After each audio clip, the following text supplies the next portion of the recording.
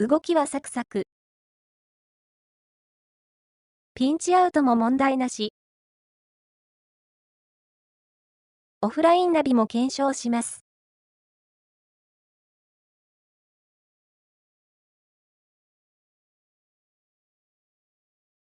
もちろん Yahoo カーナビも使えます。YouTube も見れます。に画面表示もできます。Netflix も。プライムビデオも。高速の渋滞チャック。ガソリンどこが安いの？駐車場どこが安いの？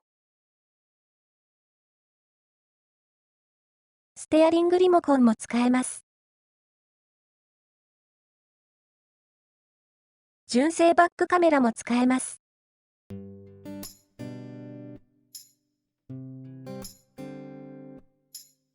販売ページには3ギガって書いてたんですが、今はメモリ4ギガみたいですね。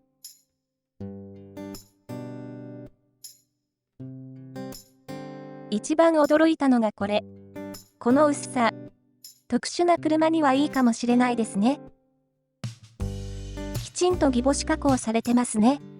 名前もしっかり書いてるので、取り付けに困ることはなさそうですね。Wi-Fi アンテナ。マイク。USB はデータ用とチャージ用ですかね。GPS アンテナ。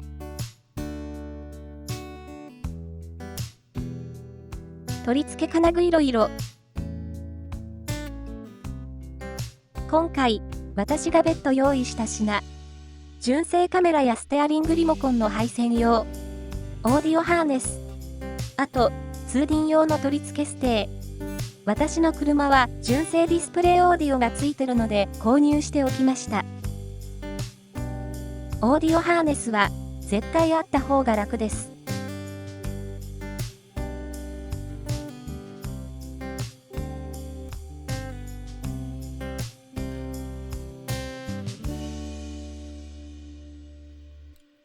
純正カメラとステアリングリモコン使われたい方はあった方が良いと思います。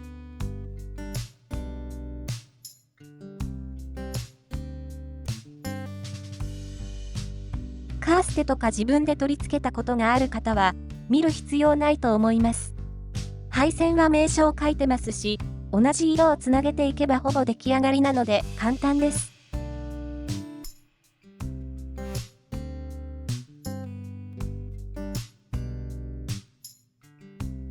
ステアリングリモコンとバックカメラの配線していきます。リアカメラプラスとナビのリバースつなぎます。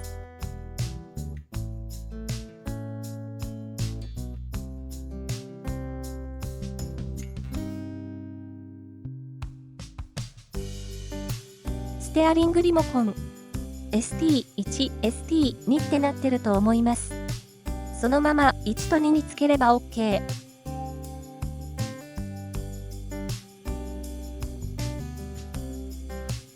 ナビパーキングブレーキはパーキングブレーキにつけました。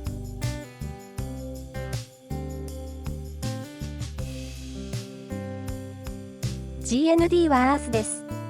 黒の線と束ねてボディアース取ります。こんな感じで適当にアース線束ねました。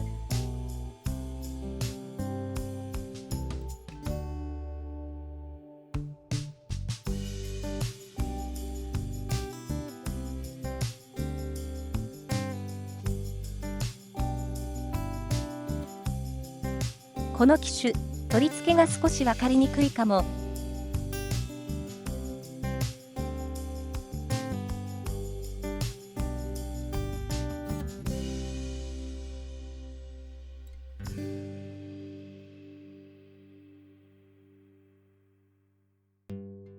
アース線をつける予定なので、フィルム剥がしておきます。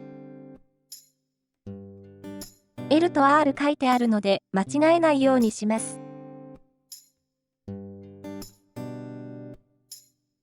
とりあえず、こんな感じでつけてみました。こんな感じに収まる予定。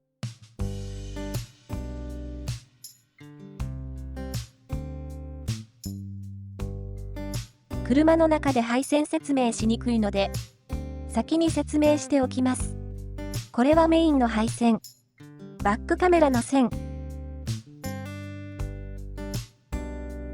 USB の線。マイク。Wi-Fi アンテナ。GPS アンテナ。配線はこんな感じになります。ダイハツ純正ディスプレイオーディを外していきます。新型アトレイびっくりするくらい簡単に外れるんですよ。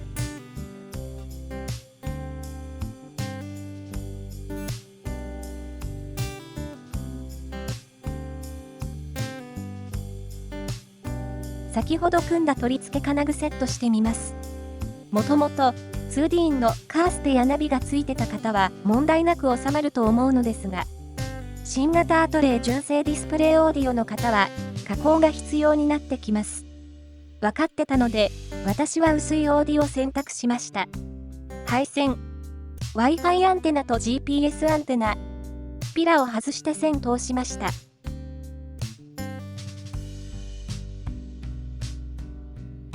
ハーネス使ってるので、取り付けはカプラーとカプラーつなぐだけです。アンテナの線つなぎ忘れがちになるので注意です。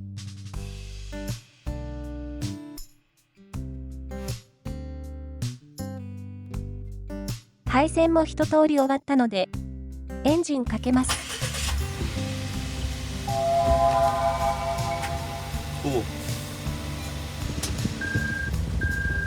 バックカメラも問題なく映ったので、配線は間違ってなかったみたいです。配線いけてましたね。配線問題なかったので、この保護フィルム剥がします。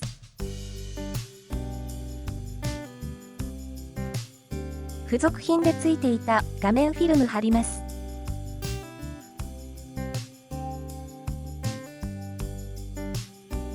失敗です。取り付ける前に貼った方が楽かも。フィルムなしでいきます。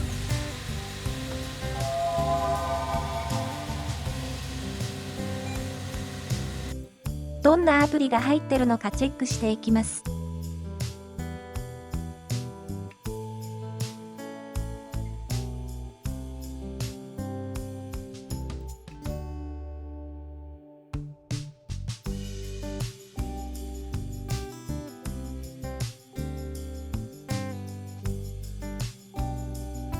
このアプリ、トルクって言うんですが、OBD にスキャンツール使って、回転数や水温、ブースト圧、いろいろ見れるアプリです。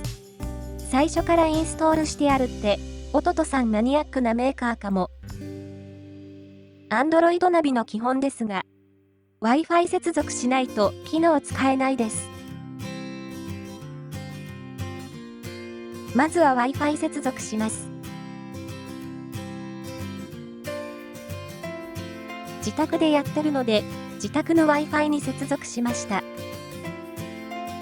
まずは YouTube。とし&たかチャンネル。検索出てきて一安心。軽バン DIY して、いつかは日本一周車中泊旅を目指してるチャンネルです。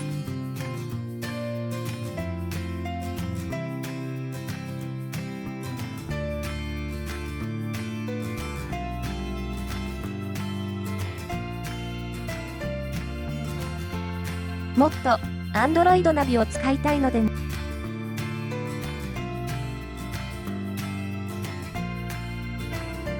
Google にログインしてアプリをインストールします。プレイストアからアプリをインストールしていきます。私たちはよく車中泊旅に出かけるので、あると便利なアプリをインストールしていきます。GoGo's。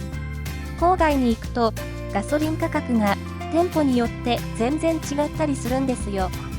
このアプリ使って効率よくガソリン入れてます。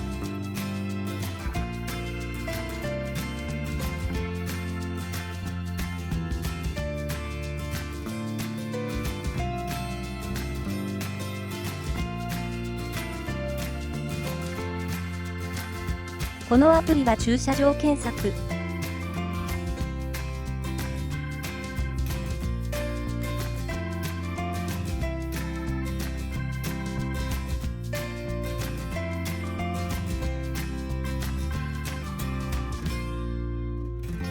高速道路の工事や渋滞チェック。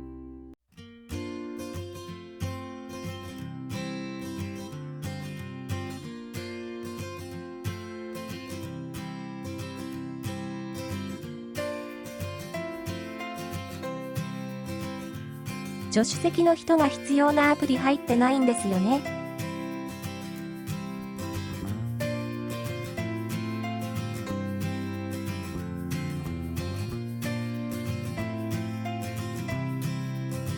そう。Amazon プライムビデオ。インストールします。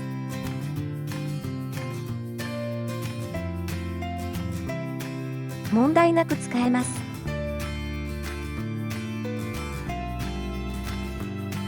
もう一つ、Netflix。インストールします。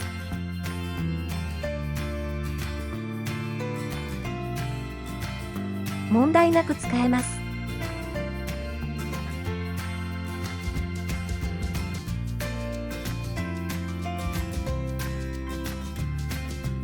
肝心のナビ。普通に使えるのは当たり前なので、今回はオフラインナビの使い方と性能をチェックしてみます。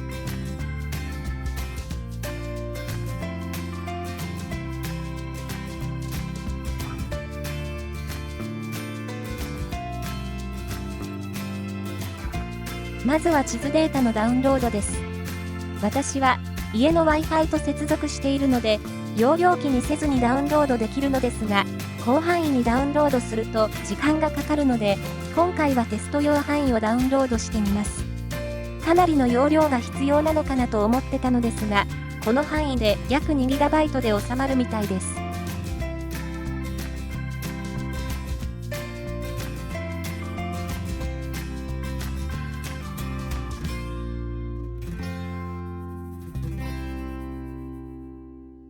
今回はテストなので、この範囲だけダウンロードしていきます。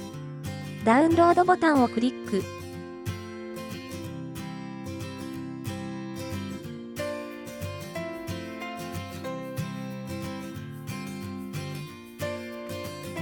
ダウンロードできたので、実際にオフラインナビの性能を見てみたいと思います。西宮神社に 500m 先、一般道、南に進みます。注意してください。オフラインマップで行きます。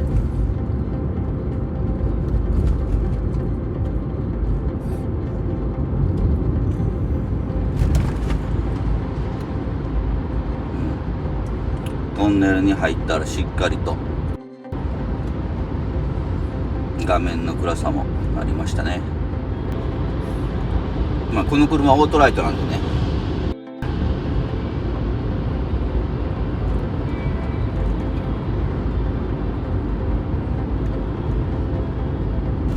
トンネル出てちょっと時間かかるんですよね、明るさが。はい、これで消えました。しばらくまっすぐなんでちょっと省略します。こちらの交差点で左折するようになってるんですけど、指示はわざと直進していきますね。およそ200メートル先、左方向です。左方向です。左じゃなく直進、まっすぐ走りますね。まっすぐ走るとどのぐらいでまっすぐ行きました。さあどういうふうにか、ああすぐ出ましたね。早いな。思ったよりも迂回路すぐ出ましたね。でまっすぐなんですけど、これ行くと細くなるんで、ちょっとここも左折してどうなるか。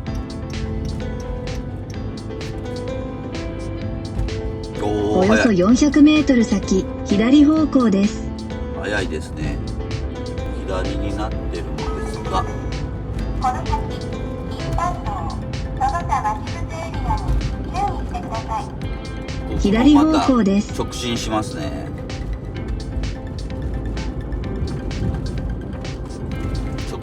しました。ああ、変わりましたね。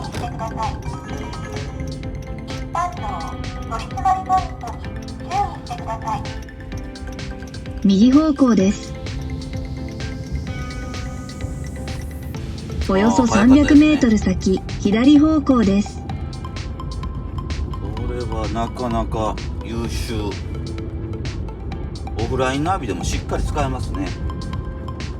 ただオフラインだと渋滞とかそういうのがいけないんで。左方向です。しゃあないな。これをまっすぐ一手になってるんですけど、およそ200メートル先、左方向です。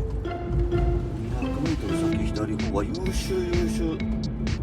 あ、でもね、向こうね、青信号の時は僕そのまま行くんですけどね。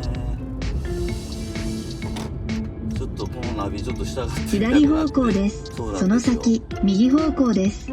これ行った方がね、ここは早いんですよね。わあ、優秀。Google マップなんかすごい優秀になってる。で、ここで曲がった方が早いんですよね。右方向です。その先、左方向です。信号がでね、すごい混んで、信号長いんでね。これは優秀ですね。あ、すごいやん。一時停止。もうここら辺は地元なんでね、どの道が速いかはある程度分かってるので。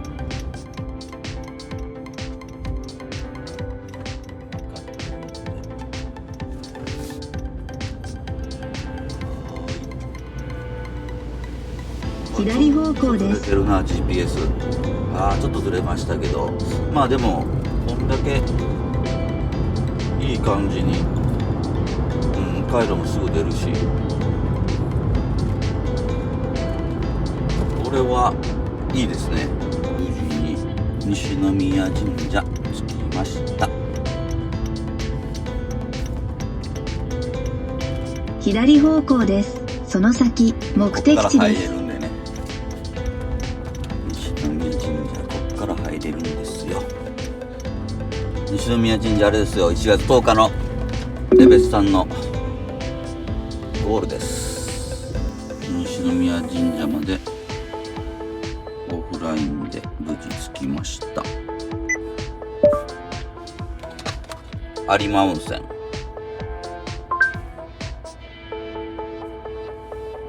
経路見てます。兵庫県立美術館。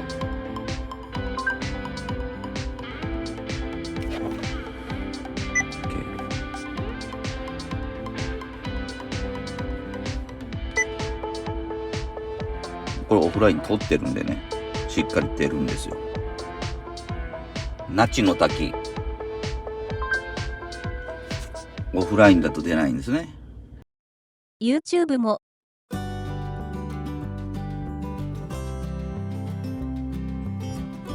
Yahoo カーナビも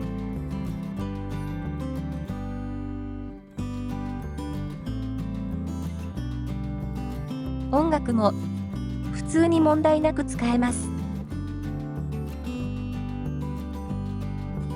ここからは2画面表示ちょっと試します。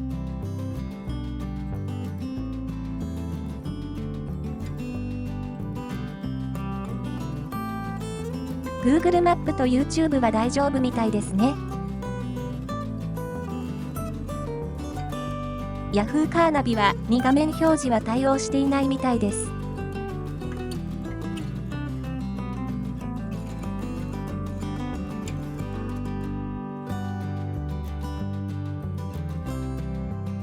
ラジオの設定も少し。これは簡単です。FM は電波状況にかなり左右されるので、個別登録の方がいいかも。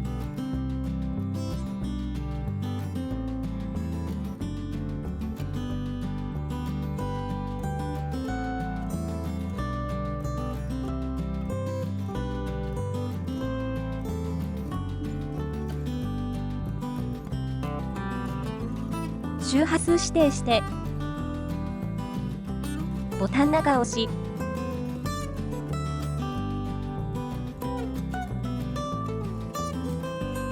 バンドボタンを押して AM の設定。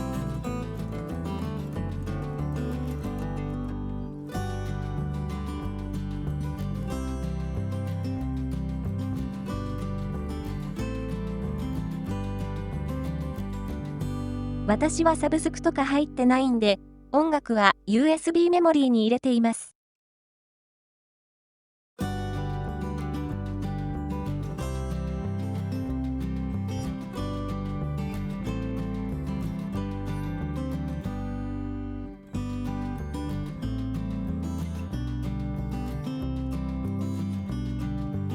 この Android ナビ、イコライザー機能がかなりすごいです。最初から選択できるのもあれば、自分でカスタムいろいろできます。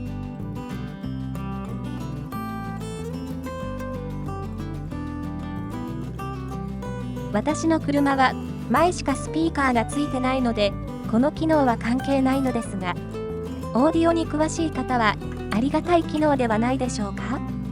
フロントとリアのスピーカーの時間調整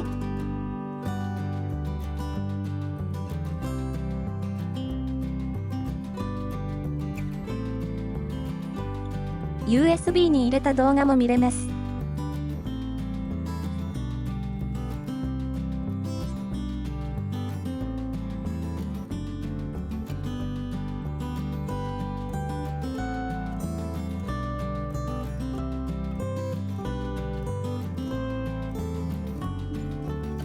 ステアリングリモコンの設定していきます。ステアリングリモコンを押したまま、ナビの方の同じボタンを押します。これの繰り返しです。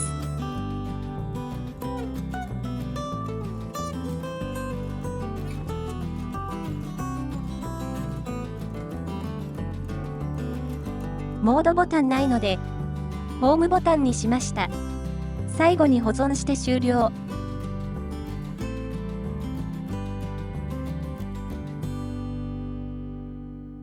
ステアリングリモコンで操作します。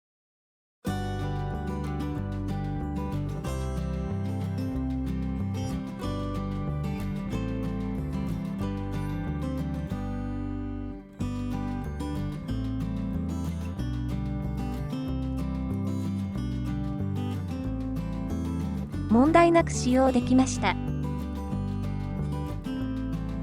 純正バックカメラ問題なく使えました。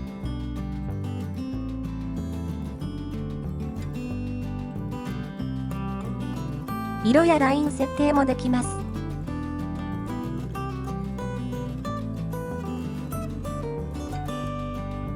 電話機能も普通に使えました。LINE 電話もいけました。場所によっては音声が悪いところもありましたが、私の環境下では使用可能レベルだと思いました。よく使うアプリは切り替えしないで使いたいので、アイコンの位置を変えます。これはスマホとかと一緒ですね。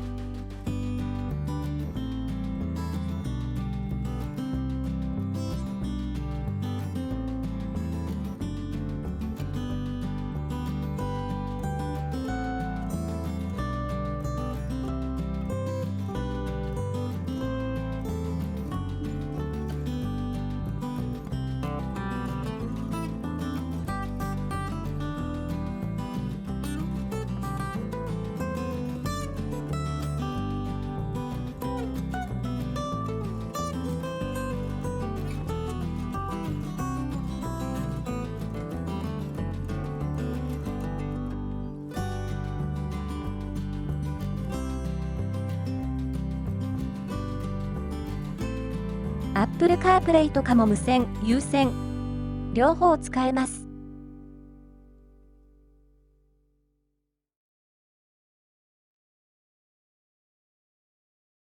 Yahoo カーナビもちろん使いますが、ピンチアウト等はできません。ミラーリンクもできますが、私は使うことないので設定してません。約2週間使用しての不満点。日本語キーボードがないんですよね。私はパソコンで慣れてるのと音声入力で問題ないのですが、助手席の人が触るのがメインになると思うので、日本語入力欲しいですよね。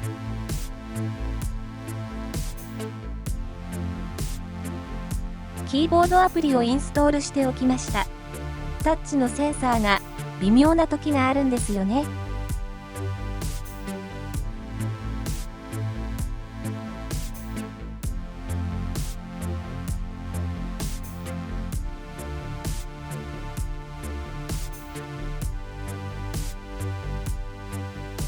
ストレージ32ギガとなっているのですが、最初から14ギガ近く使用されていて、使えるのが32ギガじゃないんですよね。もっと空き容量欲しいですよね。この機種は、SIM カード差し込んでのネット接続ができないのが不便です。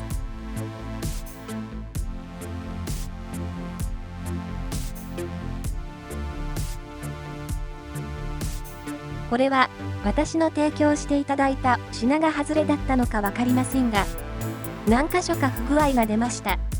あるあるなのかもしれないですが、正直嫌だったですね。サポートがしっかり対応していただけるので、アップデートをし、不具合は今のところ解消され